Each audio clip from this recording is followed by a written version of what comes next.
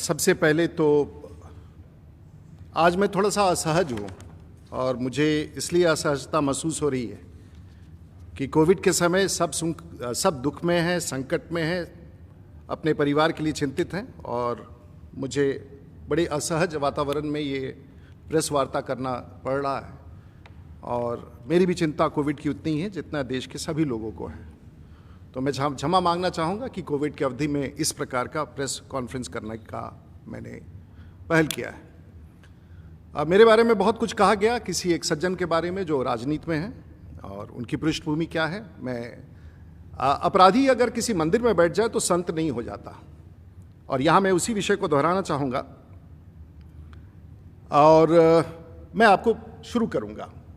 हम और आप चुनाव लड़ते हैं, चुनाव में एफिडेविट देते हैं और वो सबसे सही माना जाता है।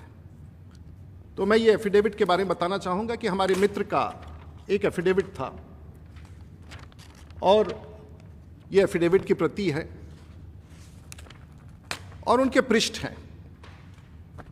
ये पृष्ठ हैं 32 आपराधिक मुकदमे का जो उन्होंने स्वयं स्वीकारा है, लेकिन ये कॉन्शियंस कीपर हैं बिहार और देश के, इसके बारे में कोई नहीं पूछता है। और ऐसा ही अगर आप देखेंगे तो पन्ना खत्म हो गया है अपने बारे में हस्ताक्षर करके कि मैं कितने अपराधों से जुड़ा हूं। मैं भी राजनीतिक व्यक्ति हूं, मुझे भी खंगाल लीजिए, और मैं भी 30 साल से राजनीति में हूं। और मैं सिर्फ एक पन्ना दिखाना चाहूँगा मेरे एफिडेविट में, अभी तक खाली है। मैं ईश्वर से यही प्रार्थना करता हूं कि अपने राजनीतिक जीवन में मुझे अपराध और अपराधी की श्रृंखला में न जाना पड़े। ईश्वर मुझे ताकत दे कि ऐसे ताकतों के खिलाफ मैं लड़ता रहूं। मैं जानता हूं कि अपराधी के खिलाफ तो कार्रवाई करना आसान होता है, लेकिन राजनीतिक अपराधी के खिलाफ कार्रवाई करना संभव नहीं होता है, क्योंकि उसके पास उसी ताकत का, राजनीतिक ताकत का संरक्षण मिलता है। और उस राजनीतिक संरक्षण के सामने हम सब भी झुक जाते हैं, शासन भी कई बार झुक जाता है और दबदबे के साथ ताकत दिखा करके शासन के लोगों को भी झुकाने का प्रयास करता है ताकि आपराधिक पृष्ठभूमि समाप्त हो जाए। ये अपराध सामान्य नहीं है साहब। मैं नहीं बोलना चाहता था, मेरा कोई लेना देना नहीं। वो मधेपुरा की राजनीति करते हैं, मैं सारण का राजनीति करता हूं। और मैं आभार व्यक्त करना चाहूँगा सारण कमिश्नरी के लोगों को और उत्तर बिहार के लोगों को। हम अपराध की दुनिया से अलग हैं, शांति में हैं, हम ना कोई दंगा चाहते हैं और हमारे हर समाज के लोग सारण जिला में सुख शांति से रहते हैं, चाहे किसी भी पॉलिटिकल पार्टी के हों, कोई भी विधायक हो, आरजेडी का हो, कम्युनिस्ट का हो, कहीं का हो।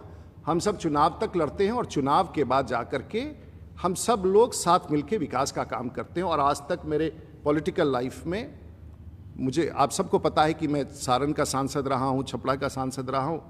मेरी लड़ाई बहुत ताकतवर लोगों से हुई है, लेकिन एक सीमा के नीचे मेरे जिला में कोई नहीं गया। और मैं उन लोगों का नाम नहीं लेना चाहता हूं। मैं इतना जरूर कबूल करूंगा कि एक आपराधिक रूप से कभी किसी ने पॉलिटिक्स नहीं किया मेरे जिला में, और मैं उन लोगों का आभार व्यक्त करता हूं जो सीमा। तो ये चलिए आप इनका एक पृष्ठभूमि देखिए, और ये पत्रकारों के लिए है।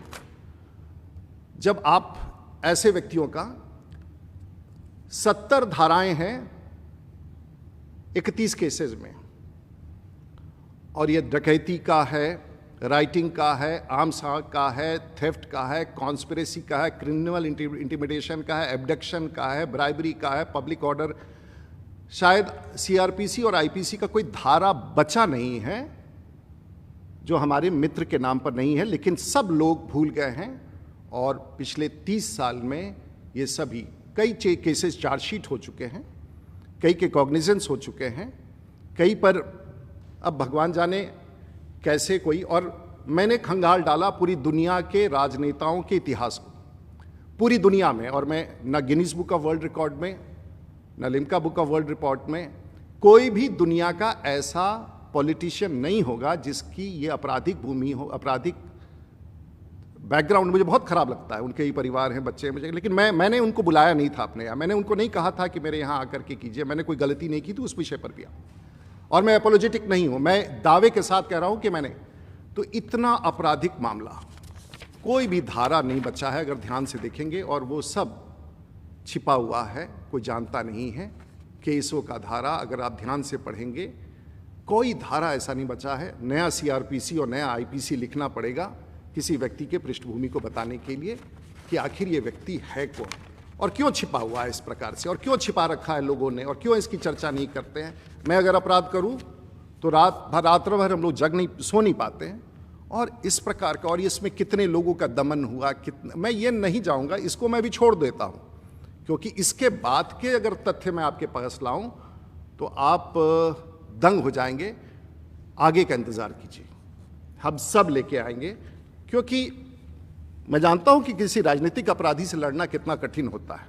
आपके ऊपर भी हो सकता है, आपके परिवार के ऊपर भी खतरा हो सकता है, मित्रों पर हो सकता है, पत्रकारों पर हो सकता है। लेकिन एक और बात है जो छिपाया गया। 2014 में आप लोकसभा का चुनाव लड़े, जीत गए, लेकिन उस समय आपने 19 केसेस छिपा के रखे थे। 17, 18, 19, 25 अनुसंधान का क्रम जारी है, और आपने एफिडेविट में गलत दिया था। उस समय अगर आपके इस खिलाफ कोई न्यायालय में जाता तो शायद, लेकिन ये जांच का विषय है, इस पर मैं टिप्पणी, लेकिन आपने सत्यों को छिपाया था। तो मोटे तौर से आपके ऊपर अभी तक मधेपुरा में 6, पूर्णिया में 11, पटना में 29, जो स्पेशल कोर्ट में जो केसेस भेजे गए हैं 29, दरभंगा में 1, गाजीपुर उत्तर प्रदेश में 1, सहरसा में 2। पता नहीं, सरकार उस समय तो सबकी सरकार थी। आज की सरकार नीतीश कुमार जी की सरकार नहीं थी, सुशील मोदी जी नहीं थे, तारकिशोर प्रसाद नहीं थे, सबकी सरकार थी। और ये 1990 के बाद से, और मैं बताना चाहूँगा कि जब आप सांसद बने, मैं भी उसी वर्ष उस विधानसभा में जीत के आया था 27 साल की उम्र में।